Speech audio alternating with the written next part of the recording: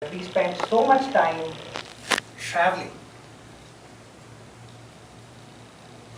that the culmination is often left to chance. Let's look at some corporate statistics. So, according to a research by Cisco, which was brought out about 3 years ago, the attendance and the involvement of a meeting goes up when the meeting is convenient to the participants. The word is convenient. Famously then, Cisco brought out a term: don't commute to compute. What I'm asking you today is to embrace that thought. Let us not commute to communicate. And I know you guys are looking skeptical, but let me put some facts in front of you. Almost 60 to 70% of our communication today happens through technology. We're talking about channels like email, chat, social media. I get almost all my updates from people through technology. My manager is in the US, and I just saw her yesterday. Because we use technology. We use Skype. We use Twitter. We use Facebook. We use same time, the IBM. So what I'm proposing is 3 simple steps. Let us start looking at the concept of using technology for our meetings. Why do all of us have to come to this venue to talk to each other, to attend a meeting? Why can't we do it over Skype? Why can't we do it over another teleconferencing, a secure medium?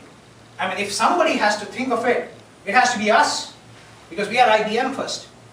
We are a corporate club. We do not see the things as the way they are. We see things they should be. I'm guaranteeing you, if we follow this method, not only will our attendance go up, but number of people completing their projects will significantly increase. Ladies and gentlemen, I come to these meetings to learn from each other's experience. And the lack of attendance robs me of that experience. I would rather see all of you virtually than not see you at all. Second point, we're also doing a great favor to the environment, to the economy. All this traveling is something we can do without. The world is going to be a much better place, and there's going to be much greater impact on environmental issues. Thirdly, I need not bring this up, but it's much cheaper. With petrol prices going up every day, it's much cheaper to just switch on the computer, which you are anyway on throughout the day, and just click on the Skype or the chat button. 3 reasons. Greater emphasis to communicate and collaborate through virtual media. Second, think about the environment. Think about the future. Think about your children. You don't want Shravan sitting on the Vikram Venkateswaran bike with a gas mask on. I mean, that's the future we're looking at. And thirdly, as Soumya said, where is the time to smell the roses? I'm busy driving to get to a meeting. It's cheaper. It's convenient. So this is what I propose going forward in the new year in 2012, that we shift at least 1 meeting a month to a virtual platform. I know this is tough. I know this is not going to be easy, but we're going to take the step together, one by one. I'm open to questions now. Thank you for it. Will have to be adjusted. I won't say it is lost. See, when you're speaking to somebody over Skype or over chat, you're still personally connecting to that person. I understand, that's why I mentioned video conferencing and Skype, because you can still see the person, you can see the hand gestures, you can see the body movements, you can see the body language, which are important requisites of Toastmasters or any communication. But I think there's a certain degree of adjustment to be made. We made that adjustment when we shifted to technology, to emails, from ledgers to emails about 10 years ago. I think it's just a matter of adjustment. That's what I feel. Yeah, please go ahead. I feel that the proposal you have made is like taking toast out of Toastmaster. That's because the part of toasting, the part of celebration, the part of a group and a team is lost there. One point. And secondly, one of our members told me last time that he's okay communicating over the phone. He's very good when he is communicating over the phone, but when he comes facing the audience, he starts stammering. So that part of audience itself is lost. So what you're trying to propose is that you improve your communication talking over the phone and take the Toastmaster out. Right. What do you propose? What do you answer? I accept your point to some extent. Yes, there is, again, as I told Toastmaster Rohit, there's an adjustment to be made. We have always made adjustments. A lot of the things we use today did not exist 10 years ago. But let me clarify my point. I said we will move one meeting per month on the virtual platform. It does still give you scope to interact with people. We also have training sessions, we have contests, which will still continue the way they are. This is just one meeting per month as a starter to move on the virtual platform. The other thing obviously is that there is this degree of the question of not being comfortable while facing people, which is I think more a question of confidence, which has to be built up through training sessions. I think a lot of people do come to meetings, they do get exposure, but I think the ultimate exposure is through Toastmasters training, and which they will still be open to through the physical face-to-face medium.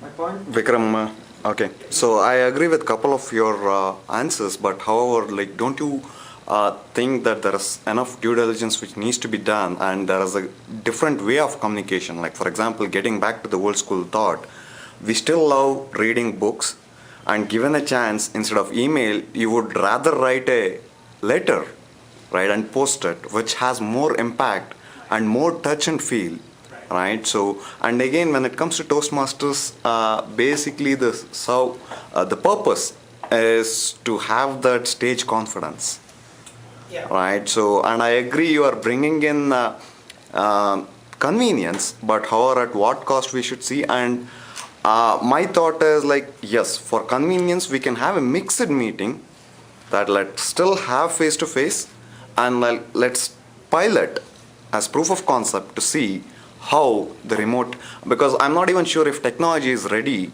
right now, though there is technology, at what cost, and if bandwidths of every people who is in this meeting, right, has that ability to make this happen. So that's my thought.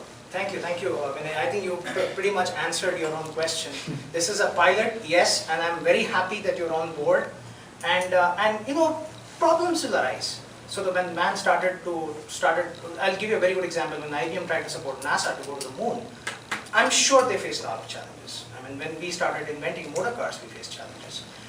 The Toastmasters manual itself has undergone a lot of change over the years. They've been very cognizant of the fact that things are changing, circumstances are changing. And I'm very sure this is something that will come up in the future. What I want us to be is the pioneer in leading this movement. And that's why I'm suggesting a pilot. I'm completely objecting this because you are taking public out of public speaking. And secondly, I agree that the technology is not ready. The other day I was trying to control my iPad visual from my phone in IBM's Wi-Fi network. When it is so close also, it was not working. And you expect 20-30 people of us to be able to meet over Skype is not possible.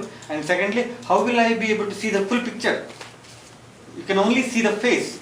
So it's almost like you have retained only 2% of Toastmasters and compromised 98% of the Toastmasters. I strongly believe, I think at least 25 years, your plan is at least 25 years ahead. I would love to agree with you, but unfortunately 25 years is too long a time. I think in 25 years I will be attending 3 meetings, 1 by myself and 2 by my clones. So I'll be members of 3 Toastmasters Club. I mean, that is all speculation. Yes, I agree that technology issues. When I brought it up, we have to work towards it. If we can't do it, I don't think anybody else can, because us being a forefront of technology, I think it's absolutely imperative that we move forward with this, at least as a pilot. And the reason for that is very simple. Somebody has to take the lead.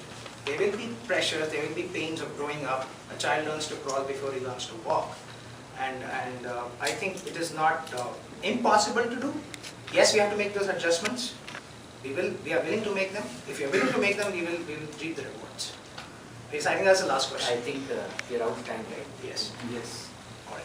So thank you for your time, and looking forward to seeing you virtually next month onwards.